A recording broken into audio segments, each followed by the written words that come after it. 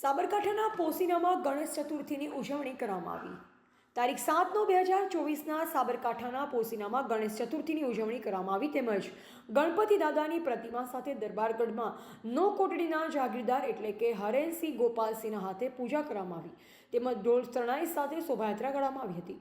ગુલાલ ઉડાડી માઈ ભક્તો આનંદમાં ગણપતિ દાદા મોરિયા ઘીના લાડુ ચોરિયા જેવા નારા લગાવી શોભાયાત્રા કાઢવામાં આવી.